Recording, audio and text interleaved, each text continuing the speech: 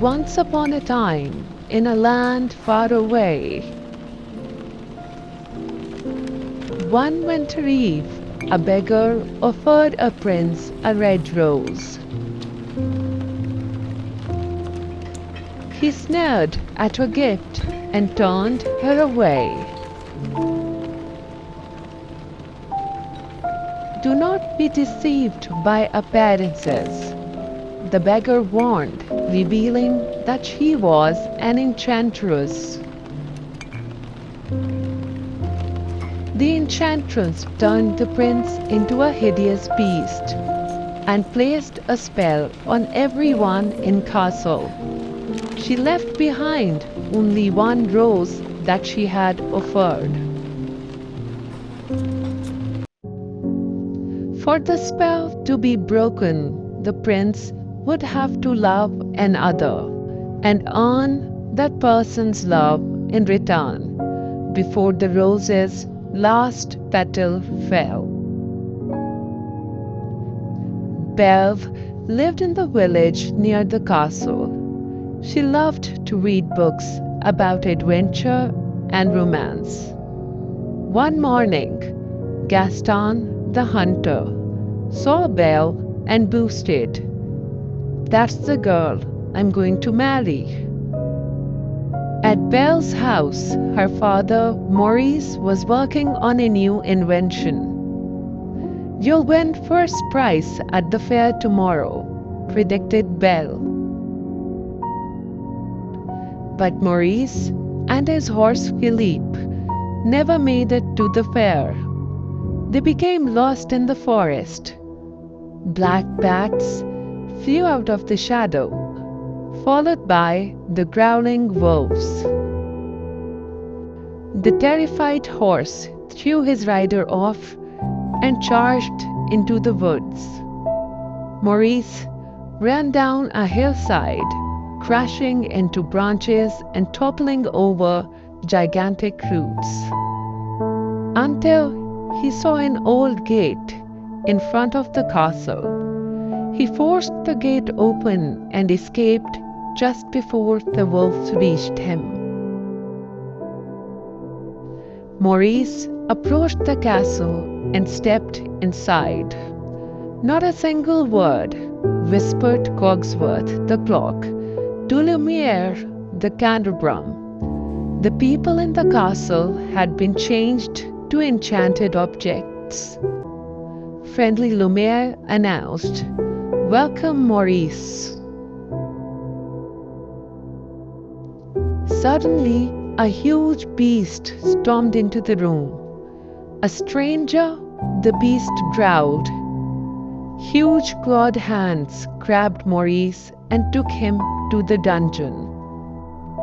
At the very moment, Gaston had arrived at Belle's house to propose marriage. A crowd waited outside to celebrate. "Say you'll marry me," he ordered. Belle refused. She did not like the conceited bully. When the crowd left, Philippe arrived without a rider. "Philippe, where's Papa? You must take me to him," cried Belle. Belle rode through the forest, braving the thick fog and frightening sounds. Soon she saw huge turrets and gates of the castle rising out of the mist. When Belle entered the castle, she found her father locked in a dungeon. As they embraced, a voice boomed from the shadow. "I am the master of this castle," roared the beast. "Take me instead," cried Belle. The beast showed Belle to her room. "You can go anywhere you like, except the West Wing, and you'll join me for dinner," said the beast, and then he was gone. Belle was angry at Beast's unkind treatment. Not even Mrs. Potts, a friendly teapot, could cheer her up.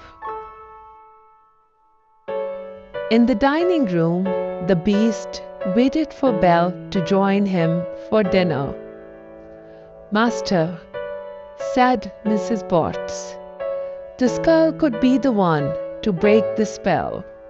You'll fall in love, and she'll always see me as monster," grumbled Beast. Back in village, Maurice begged for help to rescue Belle from the Beast. The crowd laughed, convinced that he was crazy. But Gaston was thinking up a terrible plan. At the castle, Belle had skipped dinner and was now hungry. "Be our guest," said Lumiere, leading Belle to the dining room. It was most memorable dinner for Belle. Bottles popped their corks, dishes danced, and serving pieces carried in tasty food. After dinner, Belle wandered into the forbidden West Wing and found the enchanted rose. She was about to touch it when the Beast shouted. The Beast shouted, "Get out!" Terrified Belle fled the castle and rode Philippe into the night. Spooky yellow-eyed, glowed into the dark forest. The wolves were right behind them, lunging at Philippe's hooves. Belle was thrown off and tumbled into snow. The wolf pack surrounded them. Suddenly, a clawed hand seized one of the wolves. It was the Beast. A wolf bit his arm, and the Beast threw him against the tree. The pack retreated into the darkness. Belle and Philippe helped the injured Beast back to castle. Belle tended to the Beast's wound. "Thank you for saving my life," she said gently. A friendship was blossoming between Belle and the Beast. At dinner, he tried his manners, and later they shared a wonderful dance. After they danced, the Beast asked Belle if she was happy. "Yes," said Belle. "If only I could see my father." The Beast brought Belle a magic mirror. When she wished to see her father, Maurice appeared lost in forest. "You must go to him. Take the mirror with you, so you can remember me," said the Beast sadly. Belle left the castle and brought her father home and lovingly cared for him. She told him about the Beast's kindness to her and how he let her go. Then there was a knock at the door. Gaston had arrived with an angry crowd. "I am here to take your crazy father to the asylum. He thinks he has seen a beast." Gaston would only release Maurice if Belle agrees to marry him. Then Belle used the magic mirror to show the beast to the crowd. Gaston locked Belle and her father in a cellar. He set off to attack the beast. When Gaston's mob entered the castle, an army of dishes and furniture assaulted them. Gaston searched the hall until he found the beast. At that very moment, Belle escaped from the cellar and began riding towards the castle. Just as Belle arrived, Gaston stabbed at the beast. "No," sobbed Belle. Belle had come back. With new hope, the beast began to fight. When Belle reached them, the beast had Gaston by his throat. "Let me go," cried Gaston. The beast felt sorry for him and released him.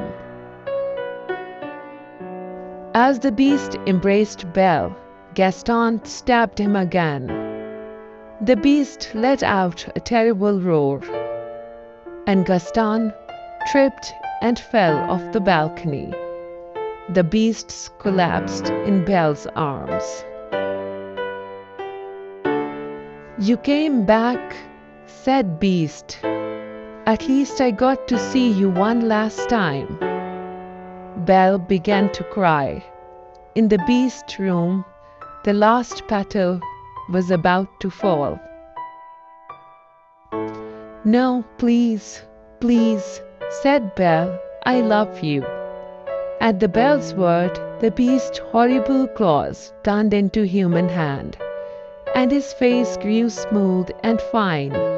The spell was broken. "Belle, it's me," said the prince, and they embraced. Joyfully, all the enchanted objects in the castle returned to their human form. And as the prince and Belle shared a wonderful dance, she knew that her dreams of romance and adventure had all come true.